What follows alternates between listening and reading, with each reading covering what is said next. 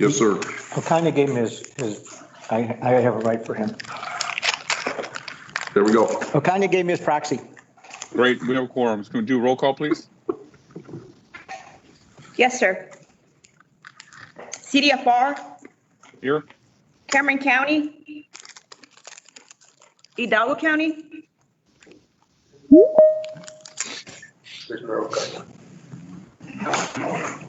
City of Brownsville, This is Mayor Mendez, I'm here.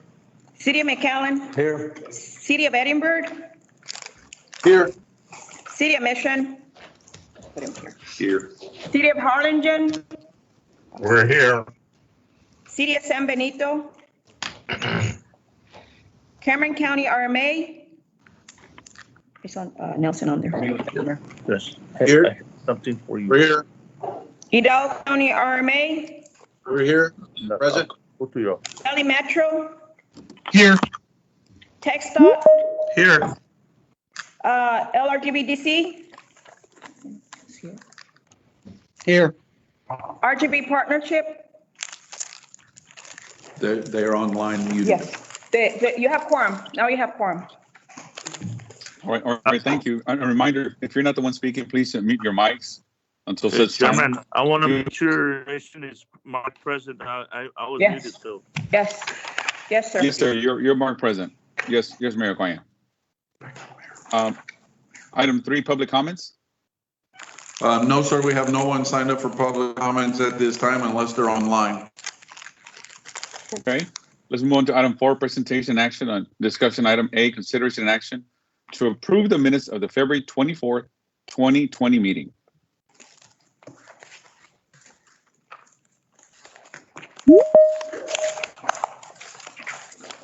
Hope everybody had time to review the minutes. And if so, we need a motion to approve them. I'll move to approve it. I'll move to Second. approve the minutes as presented, or I'll second it. Wonderful. All right, we've been first and second. Any discussion? Otherwise, all in favor? Aye. Aye. Opposed? Motion passes. Thank you. Next item, 4B, consideration and action on 2020 Thoroughfare Plan Amendment, Resolution 2021-05. Yes, sir, that'll be Luis. We'll give an update for that. Okay, Yes. Good afternoon. As part of the 2020 Thoroughfare Plan Amendment process, these serve as an addendum to the previous resolution approved. And therefore, Hidalgo County, they're wanting to remove 2 streets from the current thoroughfare plan, which means that they're less than 80 feet of right-of-way. And these are the 2 roadways presented within the packet on the resolution. If there are any questions, this is an action item. do we have Hidalgo County on the line? No, sir. Okay, this came from, this came from the county. That's what they want. Right. I don't have a problem with it. Is this the only correction or resolution Yes, sir. amendment to it? That's it? This is the only one? Yes, sir, that's Okay. correct. Then if, having said that, I need a motion for approval, please. City of Mission moves. Second. We have Okay, second, TxDOT. Any discussion on this item? Second. No? All in favor? Aye. Aye. Opposed? It passes. Hello, Mayor. was, This is Frank Parker. I just got on. I was having difficulty. I'm here. Okay, welcome, sir. Okay, Andrew, with the next item? Yes, sir. Consideration and action of the 2020-2021 UPWP. That's the staff budget amendment resolution 2021-06. And Fernando will give a brief update on that. Good afternoon. Today, staff is asking to use some carryover from the 2021 to be utilized for acquiring workstation servers and backup softwares and other things for the agency. For your consideration, the UPWP has been revised and is highlighted in red and is reflected on the planning changes, which are included in the packet. If there's any questions, I'll be happy to answer them. Mayor, Chairman, for clarification real quick, this is an exercise that we needed to go through for the possibility of staff relocation. to identify expenses in there that would be a part of that, so that we had the approval from TxDOT and Federal Highways Administration, so that the fiscal agent, the Lower Rio Grande Valley Development Council, knew that they would be reimbursed for any expenses that were incurred through that process. Okay, and we've already selected the 2 sites? We are not in the, we're in the planning phases of that. I was going to give an update if you would like now. We are still moving forward with the Valley Development Building in Edinburgh and the Brownsville site as discussed previously. And as requested from the previous board meeting, I reached out to each city and either spoke with the mayor or the city manager, and we received nothing but positive acclamation about the idea. So we ran into no hesitation with our planning partners on the MPO board. Okay, and this is an action item, correct? Yes, sir. Okay, we'll need a McAllen moves motion for. approval. Okay, do we have a McAllen second? Second, Frank Parker. Mr. Parker, second. Any further discussion? Yes, Mayor, if I may. Andrew, could Yes, you please. clarify?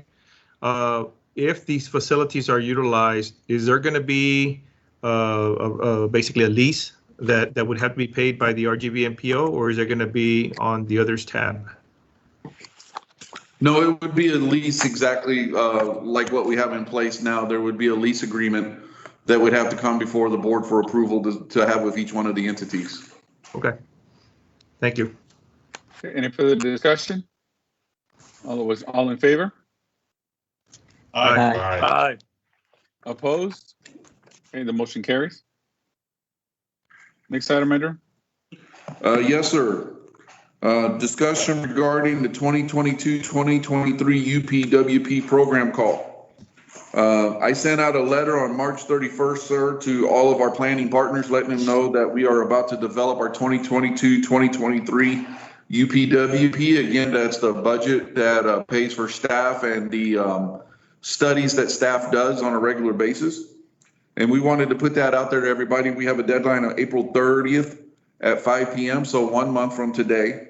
And all we ask for is you provide us the information that's listed on the memo, the type of study or plan that it would be, the geographical areas or study area that would be impacted by that, the expected timeline you're requesting for that study, and funding that your organization will be able to provide, if any, to go towards that.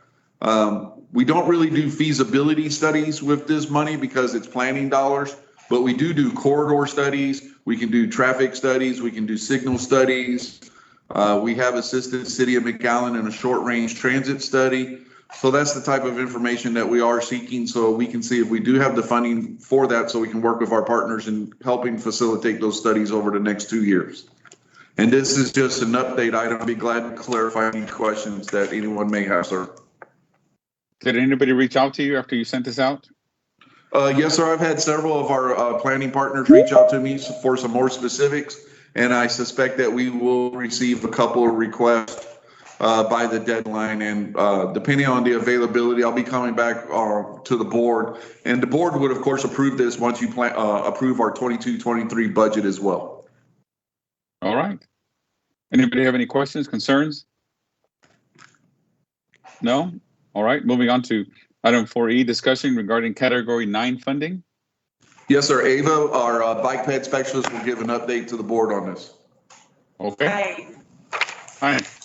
good afternoon. I'm just making sure I can be heard. As an update, after the postponement of the Category 9 funding call and the amendments made by the Texas Transportation Commission in September, we've worked with TxDOT staff to reevaluate the program call and are ready to move forward with approximately $2.3 million available for projects, 90% of which is dedicated for construction and 10% for planning. I will be presenting a new program called Timeline to the Bicycle and Pedestrian Advisory Committee at this April 7th meeting that's coming up. And we'll be coming up with a workshop date as well to answer any questions. Okay, yeah. So that's an update. If there's any questions, I'm happy to answer them. Thank you. Does anybody have any questions for her? Category 9 funding, anybody? No? All right, thank you. Thank you. Item 4F, discussion of the APL fiscal year 2020 update? Yes, sir. The information on this was sent out to everybody as part of the packet. It's a larger document. That simply is an update to the board to let you know what was let over the previous year. Whether it was added capacity projects, sidewalk projects, hike and bike trail projects. It is all broken down by those certain categories within the document, but it's something that we provide back to the board as an information tool after every year, and we collaborate with TxDOT in the formation of this document to make sure that everything is accurate and true. Okay. Board members, any questions? No? Hearing none. We'll move on to item 4G, discussion of the functional classification update, please. Luis? Yes, sir. I guess I got some good news to share. First of all, we did receive approval for three actually segments of our functional classification request. We have the 365 tollway was approved for segments 1 and 2, phase 2. We also have the South Parallel Corridor segments 1 and 2 were also approved, all to be major collectors. So those were the last approvals that we did get from Federal Highways. We do have some other ones pending that have moved forward and are now sitting in at TPMP TxDOT, and those would be the FM 509 extension and the FM 1599. Those are the two that are next, I guess, down the pipe to get approval for functional classification. If there are any questions regarding this item, I can take it at this time. This is a discussion item. Right. Do we see any headaches with this, either you or Pete? I mean, with this being the future projects to be reclassified, is there any hiccups that you guys foresee? Not that I foresee, sir. They're major collectors, so they may do pretty well. There were some hiccups with the other two that just got approved, I mean, because they were a higher classification, but these being as major collectors, I don't foresee any hiccups with these two moving forward. Okay. So we've gotten input from Cameron County as well, and their projects are, or whatever they need to reclassify. We're also making sure everybody's on board and they know the timetables. And Pete's on right now with TxDOT also. Do you see any problems in the future, Pete, with any of this? No, I don't foresee any issues with these. We've been very, working in a partnership and getting all the necessary data submitted to the MPO. We submitted to TPP, and the expectation they follow up with FHWA. So we don't anticipate any issues. Wonderful. Thank you, gentlemen. Does anybody have any questions for these two gentlemen? Chairman, all right, thank you. Chairman, yes. This is Commissioner Garza. Finally able to log in. Yes, Commissioner. Welcome. Yes, sir. Sorry about the delay. That's all right. Thank you, sir.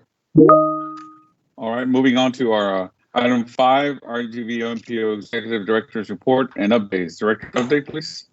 Yes, sir. First, I'd like Luis to give, there was some good news. We did receive functional classification this week. Luis, you want to mention that real quickly since it involves the chairman's? Oh, you did. That was all on there? My apologies. Inside the packet for your review is the 2021-2024 STIP timeline update. That's just to let everyone know, our planning partners, that we're hopeful that at the commission meeting this month or this coming month in April, the TxDOT Commission will take action and approve it. And then we see the first day that Federal Highways and FTA will be looking at it, or have availability to look at it. And we're hopeful that our next potential date will remain August. It is important to note the little asterisk there that does state only to initial 21-24 gets approved in the correct timeline. So we're hopeful that everything does move forward so we can start moving forward with the amendments to the TIP and the MTP that we have received over the last year almost for that. We are moving forward. Also in your packet is a listing of administrative modifications we are making to the long range plan and to the TIP. These are administrative only by nature. These are not all of the updates that we have received. These are merely the updates that we're able to do administratively that do not require board action. So we have been working on that. Rudy in our office has been moving forward with that, taking care of that and getting that taken care of. We do want to announce that we're very hopeful. Chairman Canales has introduced House Bill 2219, and that would allow for the resurgence of transportation mobility funds to the amount of about $3 billion. If the board members will recall, we used to have mobility funds before. It allowed the state to issue bonds in the way of debt to fund these mobility funds. As I understand it through the hearings that we have sat in on virtually, there would be about $1.5 billion on the first go around, and about 2 years after that, another $1.5 billion. So again, that's House Bill 2219. We as staff cannot lobby or support any bills, but our planning partners, you, the elected officials, if anyone could, we think that this would certainly be good for the state to have an additional influx of funding to come in for our planning partners and for planning purposes. We're very happy to announce 3 new staff members at the MPO are on board. We're waiting on the 4th gentleman will be joining us from in April. He's relocating from San Antonio. But with us, we have Chris Nelson, who is our new Planner 1, Javier Dominguez, who is also our Planner 1, and Juan Pena has joined us, and he's a new GIS specialist. So with the 1 gentleman joining us in April, that will give us fully staffed up at 12. And we're very excited with the work task that we have ahead to move forward. Brief update on the offices, since you asked on that one, Chairman. All of the information has been sent over to TxDOT for their review in the way of draft leases. We are simply waiting for the UPWP that everyone approved today, our budget, so we can send that over to TxDOT and TP&P for their review so they can see that all the proper expenses are identified, so no one's left holding the financial bag, if you will. The final item I have is the April 28th Policy Board meeting. We will send out an email notification after today. Please note, the April 28th Policy Board meeting is moving to 9:30 a.m. on the 28th and will be hosted at the FAR Event Center. And we are doing this to facilitate a visit from Secretary of State Hughes, who will be in town. Secretary of State Hughes will be in town for a business roundtable and doing some visiting on the 27th. And she wanted to facilitate joining in and meeting as many of you as she could on the 28th at the MPO board meeting. So I contacted everyone, the elected officials, and we will be moving it to 9:30 that morning. It will be an in-person meeting. The mayor has provided us the event center because we can still do our proper guidance with CDC guidance with not sitting too close to each other there, having plenty of room, and maintaining our 6-foot distance in a safe atmosphere. So, Mayor, we appreciate the use of the event center to be able to facilitate this. And I'm still working with Secretary of State Hughes and her staff on finalizing her agenda. Once I have that, I'll be sure to send that out to everyone here. With that, I have no other information for anyone unless there are any questions, sir. Just a few updates for that day for the meeting. Please be advised that the city FAR will be reaching out to you. Our colleagues who will be attending, there'll be warm food. It won't be cold sandwiches. We just need to understand what your preferences are. And equally important, the reason we moved it is because one of our illustrious leaders, Jim Darling, is also having his McAllen City address, and a lot of people would like to attend it as well. And we understand that, and we look forward to that as well. So I'll remind people that will be City McAllen's city address, and we also have Harlingen City address coming that I will be attending as well. And I encourage everybody to attend those two if they have time in their calendar. Let's go more financial update. Yes, sir. That's contained within your packet. We are doing good on finances. We'll be coming back at the end in a couple more months for a final amendment, but we are 64% expended, and we should be at 70% expended. So we are still under the threshold, but getting closer to even. I did have an update on Starr County if you wanted, Chairman. I do want it, actually. Just last week, we did receive all of the resolutions over from Starr County supporting merging with the RGVMPO. That is from the county, from Rio Grande City, Gruya, and the fourth one escapes me, I apologize, but we did receive all those. So staff is moving forward with looking over the bylaws, seeing what necessary amendment would be there to bring to TAC and to the policy board for consideration and adoption of the policy board next month. Wonderful. And big picture is we'll bring them in. They're barely over 50,000 in population as a whole. So at most they'll have one vote. Is that correct? Yes, sir. That's the way staff is seeing that. Exactly. It would be for the county. Yeah. So I will reach out to all our board members, and so we can go over this in detail with a fine tooth comb and make sure everybody is happy with the way things are going to be undertaken as agreed upon before we merge the MPOs. But does anybody have any questions on the board about this item? Oh, this is Peter. I just want to clarify. It would be the cities of Roma, Escobares, Rio Grande, La Grulla, and Stark County proper. And we would anticipate it would be one board member that would be selected by the 5 entities, whoever they appoint. That is correct. Anybody else? All right, thank you. Moving on to item 6, status report, Texar project status report. Yeah. Good afternoon. Can you guys hear me? Yes. Yes, sir. Good afternoon, ladies and gentlemen of the board. My name is Jesus Garcia. I'm a transportation engineer for the Fire Area Office, and I'm here to present the Hidalgo County construction projects update for the month of March 2021. Okay. We're looking at SH-107 project at La Villa. The limits of this project is from FM 1425 to the floodway west levee. The scope of this project is rehabilitation of the existing roadway. The contractor is Foremost Paving. The project is 74% complete, and the estimated completion date is December 2021. The contractor is currently working on the preparation of the first layer of asphalt on the south face of the project. Next slide, please. Okay, this area is located between the east levee and FM 1425 looking west. The north face has been completed with the first layer of asphalt, and the south face, the contractor has finalized the earthwork and is ready for paving operations. Next slide. This area is located west of the west levee looking east. This area is ready for the final layer of asphalt. Next slide. This is the FM 493. The scope of this project is for the reconstruction and widening of the non-freeway facility. The limits of this project is from US 281 military to business 83. The contractor is also Foremost Paving. The project is 85% complete. The estimated completion date of this project is August 2021. And the contractor is currently working on preparation for the first layer of asphalt on the east face of the project between the North Floodway Levee and Ponciano Road.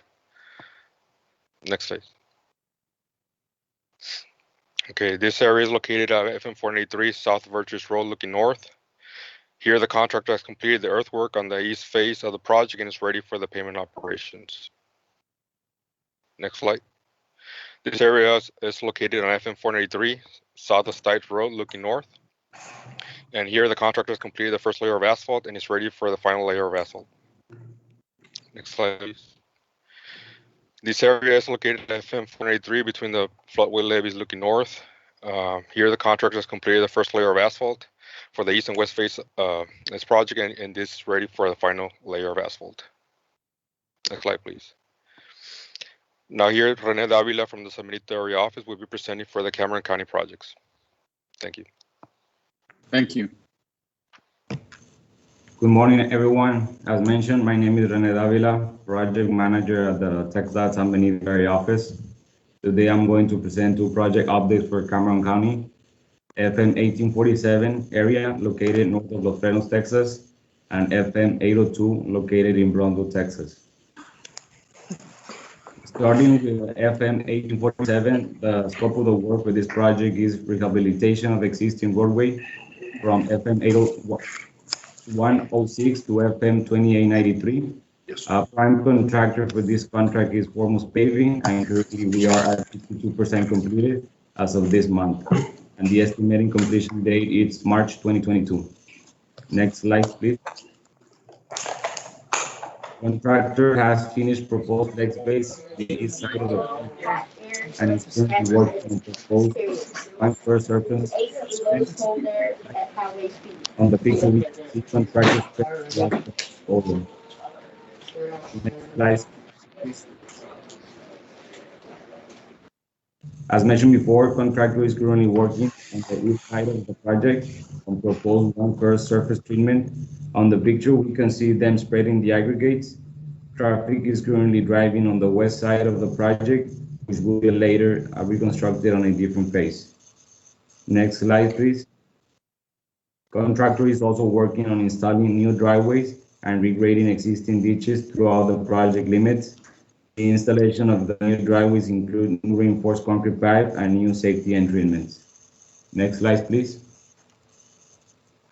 FM 802, the scope of this project is construction of raised medians, roadway widening, and overlay from FM 1847 to Old Port Isabel Road. The prime contractor for this contract is Texas Cordia Construction, and currently we are at 28% completed as of this month. And the estimated completion date is February 2022. Next slide, please. Contractor finished proposed line treated subgrade from FM 1847 to bridge section, just and it one post line treated subgrade from mentioned bridge to Isabel Road. Next slide, please. This picture shows the section between FM 1847 and the bridge that proposed subgrade that the proposed subgrade is completed and the proposed building was. With this, I conclude my presentation. Thank you very much. On the next slides, we have open table for questions. Thank you, sir. Does anybody have any questions for these two gentlemen on their TxDOT status reports? All right, hearing none, we'll move on to Cameron County RMA status report. Mayor, good afternoon. I'll go through a brief update. On our projects. The Southport Connector project, this is the part or the first segment of the overweight corridor from the south side of the Port of Brownsville to State Highway 4. Project is about 35% complete. Foremost is the contractor, and they're on schedule so far. As far as the expansion of the Veterans Bridge project, this project is pretty much ready to be let. We are working with the MPO staff and TxDOT to see if there's any possibilities for an accelerated letting of the project. Next project is a Gap 2 project. This is the last segment remaining. Once we complete this segment, we will have an interstate highway from Olmito all the way to the entrance of the Port of Brownsville. We are redesigning it to ensure that it complies with interstate standard design. The PSNE is 90% complete. It's funded and should be ready to let in fiscal year 2021. Next project is the East Loop project. The RMA is doing the environmental document in-house with our staff. We are going through a completion process for a land swap agreement with Fish and Wildlife. And our document's about 80% complete as far as the environmental is concerned. And we are conducting a hydraulic study. Part of the project includes the relocation of a portion of the IBWC levee. So we're going through those requirements from IBWC. Old Dallas Road, we are real close to completing the environmental process on this project. Thinking about another week or so, we'll be submitting 60% PSNE to TxDOT for their review. We did have a public meeting, a virtual one, back in August. Right away is complete, and I believe most of the utilities are in place. So we're in pretty good shape as far as this project is concerned. The West Rail Trail, we have 100% schematics, and we're submitting 60% PSNE to TxDOT in the next couple of weeks. So we should be in good shape as far as this project is concerned. We had our virtual public meeting on the 23rd of February. We responded to all the public comments by March 22nd, so project is looking good. West Boulevard, this project is we're doing schematics with local funds. We're doing the environmental document in-house. We are waiting and working with the MPO on a functional classification by the Federal Highway Administration. Whipple Road, we just received today the 60% schematics from the consultant, so we'll be reviewing them and then providing comments to the consultant and to TxDOT. The consultant is also doing the environmental document on this project. FM 509, again, we're waiting on a functional classification process. We're working with the NPO staff. Morrison Road, same thing, pretty much just waiting on functional classification for the project to be able to proceed. And then the I-69E Plan US 77, if y'all have driven lately through the Kingsville, Driscoll area, you see construction there at FM 1717 where it curves in Kingsville. And then the bypass around Driscoll, I believe it's about 65% complete. So there's quite a bit of construction activity all along US 77. Mayor, that concludes my report, and I'll be glad to answer any questions if there's any. Yes, be great presentation. Hey, listen, let's go back to your port project. So the port project, are you, what's holding you up? Is it GSA? Is it AFA? I mean, what if you're ready to go? Why is it stalled? What's the problem there? Yeah, you're talking about the expansion of the Veterans Bridge. The problem there is that we had it letting in the fiscal year 2026, and because the next TIP amendment is not till August, we're not able to make that switch now.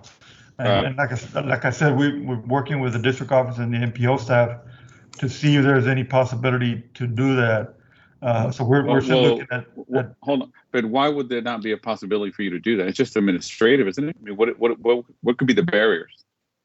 I think it's got to go through an actual amendment, and since we're not going to have one till August, then that, okay. I think. But if we do it in August, you should be set. Correct. Well, there's a caveat to that, Chairman. Pete and I have been talking because we are working to try to find a way to do that. It's $15 million. The difficulty is advancing the project into the TIP years under fiscal constraint. To do that, we would have to find $15 million of projects to move out to advance this project. Now, as a means. I understand that, but hold on a second. I understand that, but does Cameron County not have, not every project is ready to go in Cameron County. It's no different than Hidalgo. And so you're telling me you can't find a way to move some of that money around where projects aren't even close to being done anyway. This project's ready to go. They don't have $15 million in other projects that are not ready to go in Cameron County, sir. They do not. No, sir. But I will say what I am doing is I have reached out to the other TMAs around the state, Houston, Dallas, San Antonio, Austin. Many of them have said no. I am working with San Antonio to see if there's a way to identify $15 million that they'd be willing to let us use now and reimburse that $15 million out of the 2020-26 budget. I haven't gotten anything affirmed, but I am making those phone calls to see if there's a way we could swap those funds. I agree. If not, where's Trey? Isn't Mayor Mendez there? Isn't he on? Yeah, I'm here. Yes, I'm here, Mayor. Doesn't he have $30 million to work with now? No, it's only 10, sorry. Unless I take 20 from the school districts. Well, we should, because this helps the traffic, even for the schools. You should tell them that. I'm going to ask the DHR pack for the rest. There you go. We might, sir. Yeah. A lot of students cross those bridges as well. Don't forget. Yeah, no, I mean, this is a major project for us, especially that expansion. So whatever we can do, the urgency is there for us. Yes, Mayor. Okay, thank you. Well, as Andrew stated already, he's got his directive to go find it, and we're going to try really hard to go find it, even if it's within the other segments of the MPO or other MPOs. But this is when projects like this are ready to go and all the effort's been put in and they're shovel ready, we have to go find it somehow. So that's our priority. Yes, sir. All right. Moving on to Hidalgo County RMA. Good afternoon, Chairman, members of the board. My name is Ramon Navarro. I'm the Chief Construction Engineer for the Hidalgo County Regional Mobility Authority. We'll be providing a brief synopsis of our projects. We go on to slide 5. As we all know, in December of 2020, the TxDOT Transportation Commission approved the gap funding, and we are now executing the processes to enable us to administer these funds. We have noted the functional classification did come on March 26, classifying Toll 365 as a major collector. We immediately followed up and verified no impacts to funding nor design requirements are needed. As far as the TxDOT, we're awaiting TxDOT on conducting the final review of the financial plan and pending the project development agreement. We anxiously await TxDOT's administrative directives to proceed with the project. And meanwhile, in the field, we continue working with the various companies on compensable utility relocations and closely collaborating with the Hidalgo County Drainage District number 1 for executing on the outfalls. As far as everything else, the process, we have invoked a slight delay in the process, but we remain positively optimistic that by September of 2021, we will be vetting a contractor on this project and be turning dirt by early 2022, no later than 2022. As far as slide 7, the IBTC project, or the International Bridge Trade Corridor, environmental documents have been submitted to TxDOT for review, and the 30-day comment period is drawing to a close. Upon completion of the environmental process, we anticipate a July 2021 date to proceed with the right-of-way and design on this project, and may be looking at an anticipated 2023 letting of IBTC if possible, if all falls into place. Slide 11, the West Loop project, or segment C, the RMA and City of Mission entered an interlocal agreement for the management of the environmental processes for the Mission Madero Reynosa International Border Crossing. We're also conceptualizing and finalizing an amendment to the interlocal agreement for a West Rail project. But again, there is currently no active project development directly engaged by the RMA on this roadway segments or this area.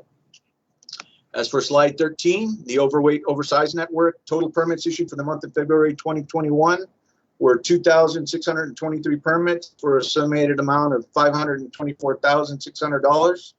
And this is an 11.9% increase over permits issued last year at this time, or an increase of 278 permits. Chairman, this concludes my presentation. We'll entertain any questions or concerns at this time. Thank you, sir. I have no questions. Anybody else have questions? Hearing none, I hope everybody has a relaxful weekend. Thank you, sir. Moving on to item 6D, Regional Transit Metro, please. Good afternoon, Policy Committee members. My name is Tracy Arcias, and I am the Transit Manager for the City of Brownsville Metro, and I will be providing today's Regional Transportation Report. Can you please go to the next slide? Brownsville Metro's total ridership for January 2021 was 43,303, and this graph breaks down the ridership per route. Next slide, please. Currently, there is a 62.2 decrease in ridership compared to last year's ridership due to COVID-19. Brownsville Metro also continues to run a reduced service of 21.4% less revenue, hours, and miles. Next slide, please. Island Metro's total ridership for January 2021 was 20,640, and this graph breaks down the ridership per route. Next slide, please. Currently, there is a 52.4% decrease in ridership compared to last year's ridership. There's a 0.1% less revenue hours, and they've had an increase of 2.3% in revenue miles. Next slide, please. Metro McAllen's total ridership for January 2021 was 37,029 passengers. This graph breaks down the ridership per route. Next slide, please. Currently, there is a 24.6% decrease in ridership compared to last year. Metro McAllen also continues to run a reduced service of 23.5% less revenue hours and 29.3% less revenue miles. Next slide, please. Valley Metro's total ridership for January 2021 was 17,952, and this graph breaks down the ridership per system. Next slide, please. Currently, there is a 77.2% decrease in ridership compared to last year's ridership due to COVID-19.